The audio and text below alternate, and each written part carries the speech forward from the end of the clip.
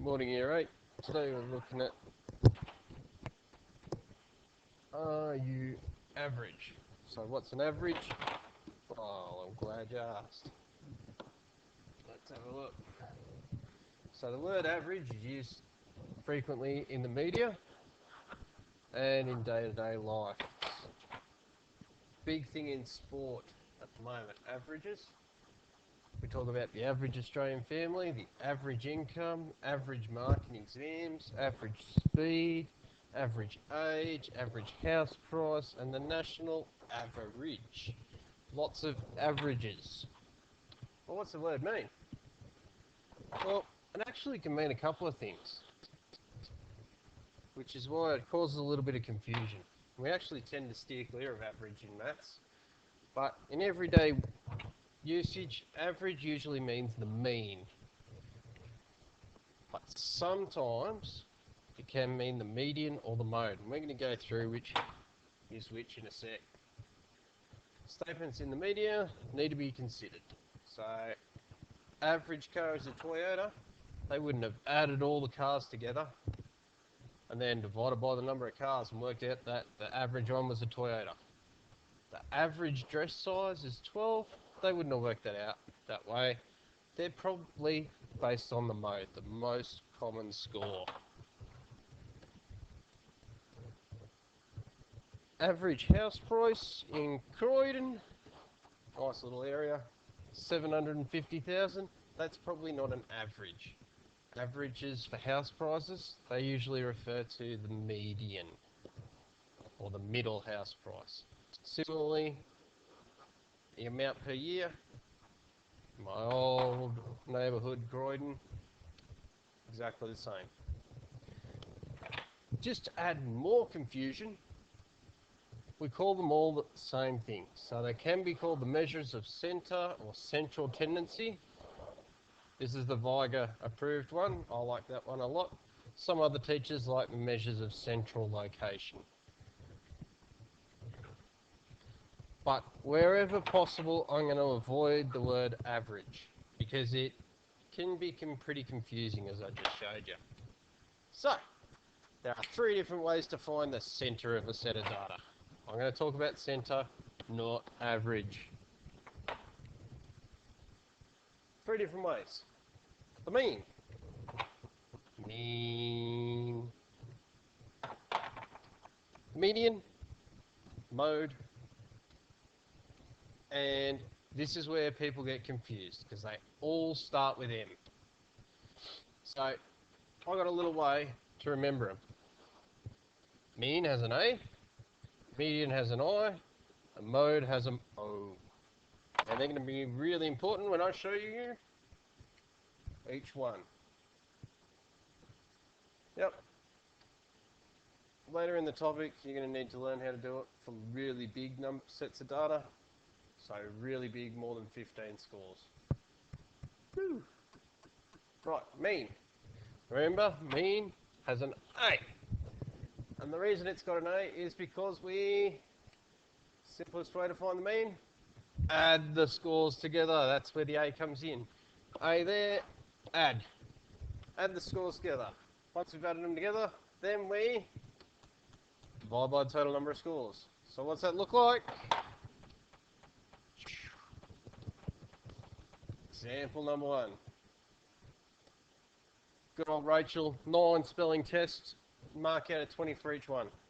Here's her marks. What we're going to do, we're finding the mean. We've got an A, which means we have to add them all together.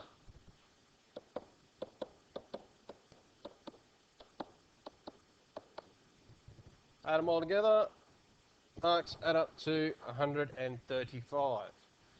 So, what do we do? Once we've added them all together, we divide by the number of scores. So there were 9 spelling tests. So we got 135 divided by 9, which gives us 15. So therefore you could say, there's that word, the mean is 15 out of 20. Dunsky's. The median. Remember, median is a really important one. It's got an I in it. Now the I in median is the middle. I for middle. Middle. Now, how do we find the middle of something? Well, it's really easy. We write about smallest to largest, and then we find the middle one. Now I'm going to do two examples on this one, because there's two different ways to do it. Here's Rachel again. We're going to write out her scores in order, exactly the same scores. Write them out in order. So here we go, ascending, increasing order. And we're going to go through and we're going to cancel them out. Now we start deleting scores.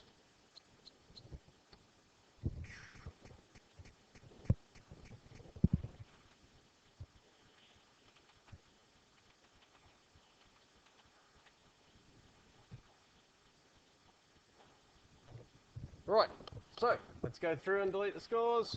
Get rid of the first one and the last one. Dung, dung, dung, dung. Next one. Next one. Next one. And we're left with something in the middle, so that is the median. Our median is 16. That's our middle number. We got rid of half from this side, half from this side. We got left with one in the middle. Right.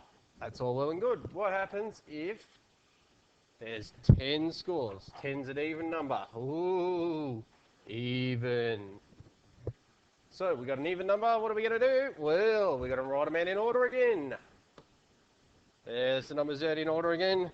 And we're going to follow exactly the same process. We're going to cross them out. We're going to cross out one from each end, one from each end, one from each end, one from each end, one from each end. Oh, geez, we're stuck with two in the middle. What do we do here? Well, glad you asked.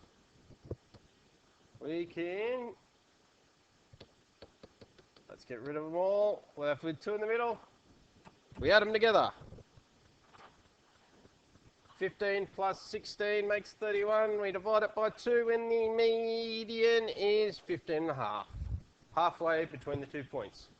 We could have expected that it would be 15.5 because 15.5 is halfway between 15 and 16. The last one, the mode. The mode is the most common score. It's the one that happens the most. Most. Right, so here's an example. Here's Rachel and her 10 spelling scores. She got 16, 1, 2, 3 times. Believe it or not, our mode is 16 because it happens more often than any other data set.